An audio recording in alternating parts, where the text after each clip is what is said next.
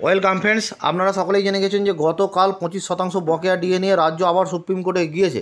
কিন্তু আজকে আনন্দবাজার পত্রিকায় একটি সুন্দর রিপোর্ট উঠে এসেছে, যেখানে শাসক ঘনিষ্ঠ ফেডারেশন থেকে শুরু করে বিরোধীরা কি বলছেন। এছাড়াও সরকারি কর্মী শিক্ষকদের জন্য বিভিন্ন খাতে সরকারের কত খরচ হয় তাও তুলে ধরা হয়েছে পুঙ্খানুপুঙ্খানুভাবে। এছাড়াও কেন্দ্রের থেকে যে পাওনা বকেয়া, রাজ্য যে ওল্ড পেনশন স্কিম চালিয়ে যাচ্ছে সেই সবও তুলে ধরা হয়েছে। রিপোর্টটি খালি একবার দেখে রাখুন। দেখুন কি বলা হচ্ছে। ডিএ নিয়ে নয়া আর্জি, পাল্টা অবমাননার চিঠি। রাজ্য সরকারি কর্মীদের বকেয়া মহার্ঘ ভাতা নিয়ে টানাপোড়েন অব্যাহত। সুপ্রিম কোর্টের বেঁধে দেওয়া 6 সপ্তাহের সময়সীমা শেষ দিন শুক্রবার। বকেয়া ডিএর 25% মেটানোর জন্য আরও 6 মাস সময় চাইল রাজ্য সরকার। শীর্ষ আদালতে তাদের আরও আর্জি। 25% বকেয়া তারা আপাতত কর্মচারীদের না দিয়ে আদালতের কাছে জমা রাখতে চায়। এই দিনই বকেয়া মেটানোর সময়সীমা শেষ হয়।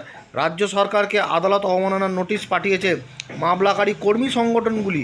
শীর্ষ আদালতে রাজ্যের আবেদন, ট্রাইব্যুনালের আদেশ মেনে রোপা 2009-এর আওতায় ডিএ দেওয়ার বিধি পদ্ধতি স্থির করা এবং বকেয়া ডিএর 25% আদালতের কাছে জমা দেওয়ার জন্য তাদের 6 মাস সময় দেওয়া হোক। ডিএ দেওয়ার নীতিগত বিরোধিতা করে এই আবেদনই বর্তমান আর্থিক পরিস্থিতি, কেন্দ্রের বঞ্চনা, কর্মীদের জন্য সরকারের খরচের বহরের প্রসঙ্গও তুলেছে রাজ্য। নবান্নের বক্তব্য, ডিএ দেওয়া সরকারের আর্থিক অবস্থা মর্জির ওপরে নির্ভরশীল। একটি সূত্রের মতে গ্রীষ্মকালীন ছুটির শেষে আদালত খুলবে 14 জুলাই। এখন চালু অবসরকালীন বেঞ্চ। এই শুনানি হবে না। 4 আগস্ট নির্ধারিত দিনেই শুনানি হতে পারে।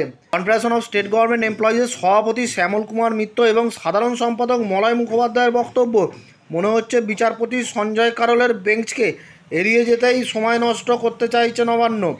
তাদের আইনজীবী ফিরদৌস স্বামীর বক্তব্য, সুপ্রিম কোর্টের আগের নির্দেশ বহাল আছে, তাই বকেয়া না মেটানোয় আদালত অবমাননা হয়েছে। বেতন, ডিএ স্থায়ী খরচ, এখানে অর্থ সংকটের যুক্তি চলে না।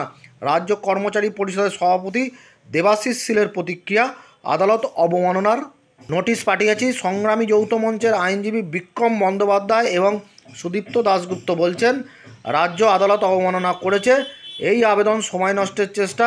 তৃণমূলের সরকারি কর্মচারী ফেডারেশনের প্রতিষ্ঠাতা এবং পেনশনার অ্যাসোসিয়েশনের রাজ্য সভাপতি মনোজ চক্রবর্তীও বলেন, সরকারের এই সিদ্ধান্ত অনভিপ্রেত।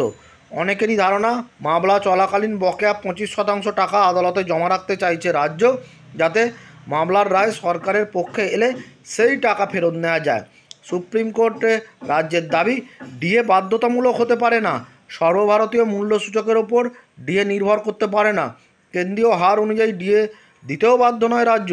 নবান্নের যুক্তি, মূল্যবৃদ্ধি সামাল দিতে ডিএ দেওয়া হয়, কিন্তু মূল্যবৃদ্ধির 100% প্রভাব এড়াতে গেলে অতিরিক্ত মূল্যবৃদ্ধির আশঙ্কাও তৈরি হয়। তাই কেন্দ্র এবং রাজ্য পৃথক বেতন কাঠামো তৈরি করতেই পারে।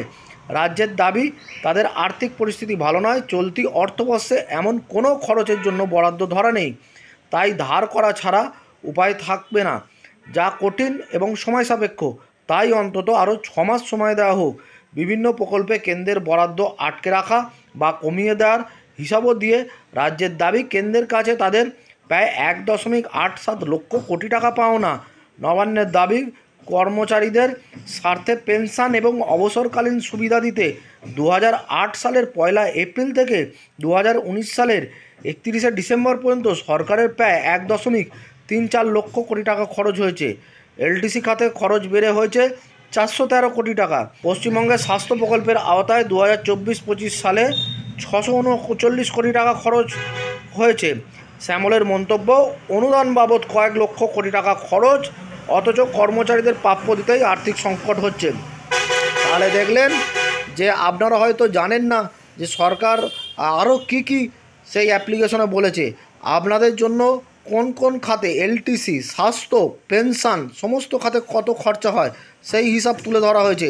এছাড়া রাজ্য যে ওল্ড পেনশন চালায় গোটা দেশের মধ্যে, সেই হিসাবও কিন্তু এখানে তুলে ধরা হয়েছে, বা সেই কথাও কিন্তু বলা হয়েছে। তবে দেখা যাক, সবই বিবেচনাধীন। এখন 4 আগস্ট শুনানির দিন। রাজ্যের এই অ্যাপ্লিকেশন গৃহীত তো হয়েছে, রিসিভ হয়েছে, কিন্তু সুপ্রিম কোর্ট এই অ্যাপ্লিকেশনকে মান্যতা দেয় না খারিজ করে সেটাই দেখার। ধন্যবাদ।